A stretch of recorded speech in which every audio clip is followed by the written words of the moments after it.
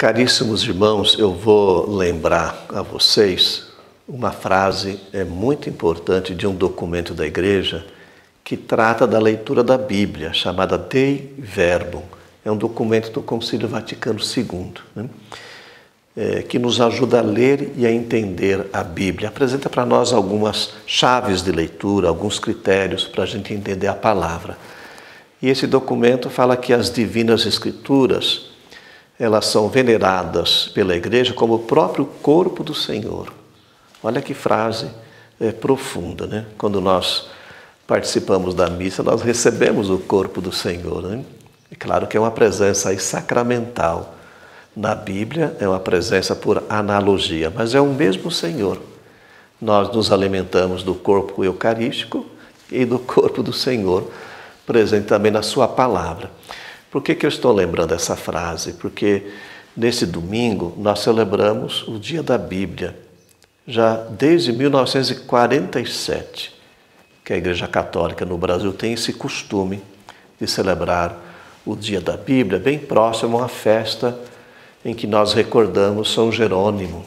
Você se lembra, esse santo foi designado pelo Papa Damaso, para que ele fizesse, na verdade são mais as correções da Bíblia, dos originais para a língua latina. É um homem inteligentíssimo que fez um trabalho assim, belíssimo, né?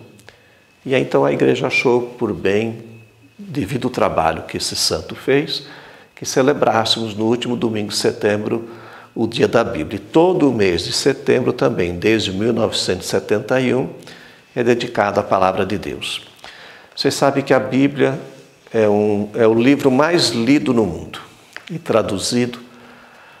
Quantas línguas, né? Nós nem sabemos mais, quase nem se controla mais isso, né? Até para quem é cego tem o braille, né? A tradução, então para que todas as pessoas possam ter acesso à palavra, né? E é um texto, um livro muito familiar, muito conhecido por nós. Usamos em diversas ocasiões e principalmente nas nossas orações, nas nossas celebrações.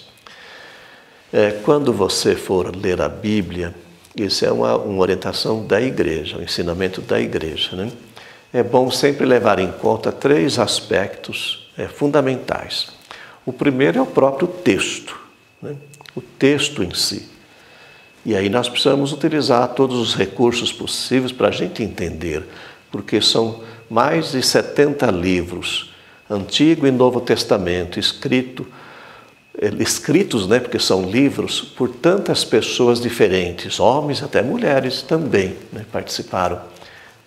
Tem um estudioso da Bíblia que fala que é um livro feito em mutirão, né? Muita gente participa. Linguagem da época, os costumes, tradição da época, enfim, os recursos da época. Então, nós precisamos levar em conta, né, o texto, a nossa inteligência, o que já se estudou sobre os livros da Bíblia. E aí a Igreja vai atrás dos recursos dos grandes estudiosos. Depois nós levamos em conta também, é claro, a nossa fé, né? Porque nós lemos o livro na comunidade. Você pode ler a Bíblia na sua casa, mas se você é uma pessoa de fé, você participa de uma igreja, de uma comunidade. Então a Bíblia, ela não foi escrita por uma pessoa só, ela foi escrita pela igreja. Nós falamos igreja porque todo esse povo, Antigo e Novo Testamento, principalmente o Novo Testamento, são pessoas de igreja, né? O povo de Deus, vamos dizer assim. Então, a comunidade de fé é o lugar por excelência para ler a Bíblia. Por isso que nós lemos os textos bíblicos nas nossas celebrações. E depois levar em conta a nossa vida, a nossa realidade. A palavra não é letra morta, ela foi escrita para iluminar a nossa vida hoje, né? O que a palavra quer dizer hoje? Então, o texto, a minha fé, a minha comunidade e a minha realidade, o meu dia a dia. A palavra, ela diz alguma coisa para mim hoje, né? Vamos fazer uma ligação da palavra com o Evangelho desse domingo, né? Jesus, ele conta uma história tem 3 personagens, o pai e 2 filhos, né? Aí ele pede para os filhos ir trabalhar na vinha. Um deles fala assim, eu não vou, né? E depois foi. O outro falou, eu vou trabalhar. Depois acabou não indo. Parece uma história boba, né? Mas o que Jesus quer dizer para nós? Ele estava no templo diante das autoridades, né? E ele conta essa história para as autoridades, para os anciãos, lá dos sacerdotes, né? Que estavam lá no templo. Então, ele quer dizer assim que para Deus não adianta a gente ficar contando vantagem, né? Depois a gente não fazer aquilo que devia fazer, né? Nós não temos privilégios, méritos. Nós temos que ser trabalhadores da vinha, ser fiéis, ser obedientes. E Deus vai nos amar, não é porque nós somos trabalhadores, não. Ele nos ama porque Ele é bom, né? É isso que Ele quer transmitir para nós, né? Eu queria agora, além do Evangelho, comentar com vocês um dos hinos mais belos da Bíblia, que nós vamos rezar. É escrito por Paulo na carta aos Filipenses. Ele fala tem uma palavrinha que eu vou explicar para você, chama kenosis.